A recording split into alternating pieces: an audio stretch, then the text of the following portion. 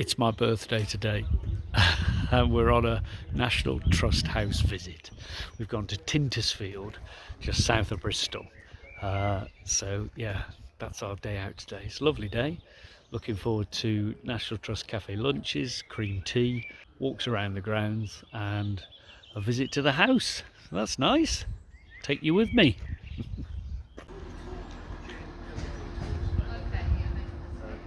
Are we going to name a sheep then? Yeah. Okay. Romney sheep. To welcome our Romney sheep back to Tyntesfield, we've got a new tenant in our small orchard. Like Mabel, they need a name. Help us pick one by popping your suggestions in the box. I have named the sheep Rowena. Rowena the Romney. See how that does. So we've gone well off the beaten track. Walking through this beautiful mid-May woodland with the beeches coming into leaf. Beautiful sort of different shades of russet and purple and lovely lime and horse chestnut trees and ash, all looking incredibly fresh and vibrant. And we're hearing some lovely birds as well. We've had a gold crest and chiff-chaff and a mute swan. And my wife said, well, it's not being very mute then, is it? Which I thought was good. But yeah, obviously the eponymous robins and wrens and great tits, but otherwise lots of lovely different species. And it's been a lot of fun identifying them on the Sound app. It's just so beautiful and peaceful.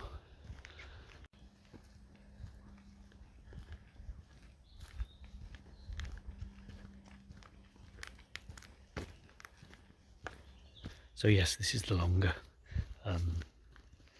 estate route walk where you go right round the edge of Tyntesfield estate. They say it's about 2.25 miles, but it seems a bit shorter than that. And we've heard blackcap and a willow warbler, which again I've never knowingly heard that bird or seen it, but we were able to identify its particular call, which was exciting. So this is the chapel attached to Tyntesfield House. Look at the size of it. It's ridiculous, isn't it? So there's the back of the house. They're obviously doing a bit of work on it. And that's just the chapel that the family would have worshipped in. And this house was built using the fortune made from the trade in guano, in bird poo. Yeah, I did see the beetle. I was just semi-stopped by my wife because she thought I was going to tread on a beetle, didn't you? It's a spider. I didn't tread on it. So yeah, I didn't tread on the spider. So yeah, it was built on a fortune made from South American guano, because at the time of the agricultural revolution, the beginning of the industrial revolution, it became clear that they needed to get nitrogen on the fields every year because fields were becoming worn out and unable to sustain crops. So they put all of this bird poo, basically, which is incredibly dense in nitrogen, onto the fields, and they made an absolute fortune harvesting the guano from the rocks, from the seabirds, and shipping it back to this country. This is very thin Clark history, by the way, with very little detail, just a smattering of general knowledge.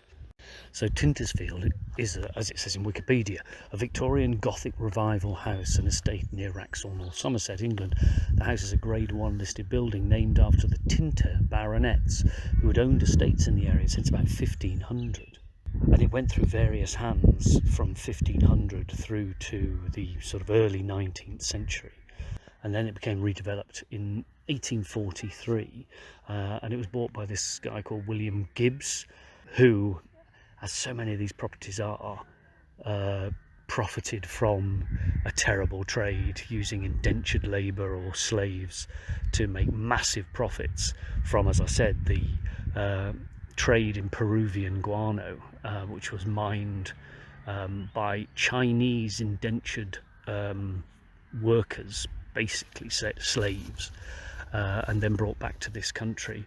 And the firm of Anthony Gibbs and Sons had an effective monopoly in the import and marketing to Europe and North America of this guano as fertilizer. And the firm's profits from the trade were such that William Gibbs eventually became the richest non-noble man in England. So, I mean, it's great that these places are sort of back in the hands of the public, or accessible to the public, but so many of them were built on the evil trade in human beings. So there we go, that was Tyntesfield. Lovely woodland walks, beautiful gardens, fantastic, impressive Gothic Victorian house, all built on the backs of the exploitation of labour. Back to the workers. Close it, turn it into flats, give people homes, let them play on the tennis court, build them a boating lake. Yeah, nice day out though. Happy birthday to me.